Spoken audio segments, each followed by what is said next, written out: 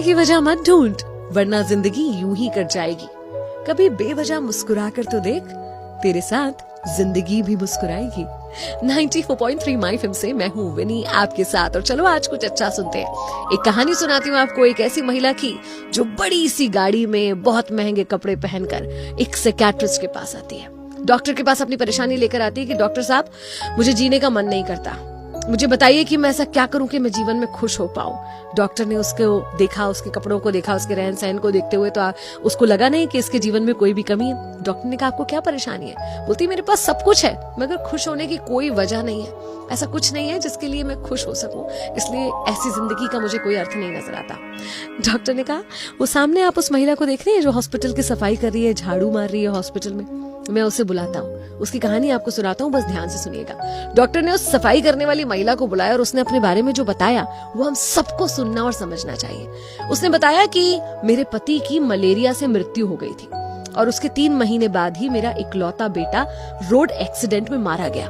उसके बाद मुझे अपनी जिंदगी में जीने का कोई मकसद नहीं नजर आता था। मुझे लगता था कि बस अब मुझे भी किसी प्रकार अपनी जिंदगी खत्म कर देना चाहिए। पता नहीं कब से मैं मुस्कुराई नहीं थी, हंसी नहीं थी, ठीक से कुछ खाया पिया भी नहीं था, बस काटने के लिए जिंदगी कट रही थी और मैं तरीके ढूंढ रही थी कि किस तरह से अपनी जिंदगी को खत्म करूं, कैसे अपने आप को खत्म करूं। ऐसे में एक रात जब मैं अपने घर लौट रही थी तब मेरे पीछे एक छोटा सा बिल्ली का बच्चा पड़ गया।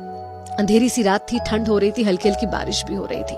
वो मेरे पीछे चलते चलते मेरे घर के दरवाजे तक आ गया। क्योंकि बाहर ठंड हो रही थी, बच्चा छोटा सा था, मैंने सोचा उसे घर के अंदर ले लेती हूँ। उसे घर के अंदर बुलाया और लग रहा था कि भूखा होगा तो उसे एक कटोरी में थोड़ा सा गर्म दूध पीने को दे दिया।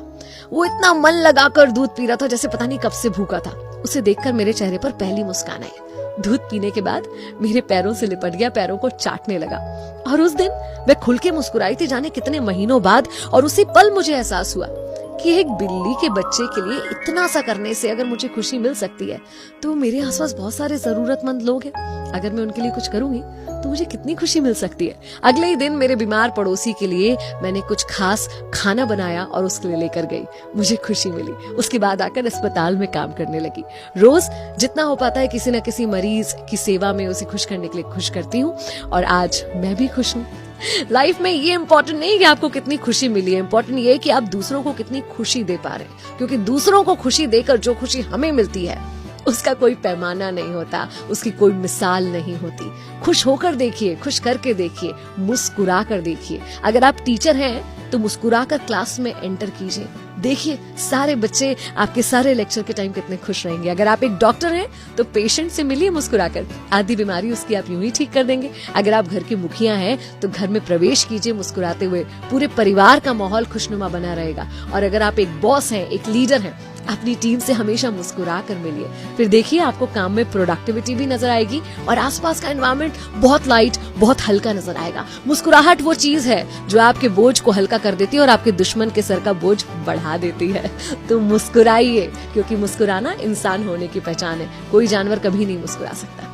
मुस्कुराते रहिए, लाइफ को आसान बनाते रहिए।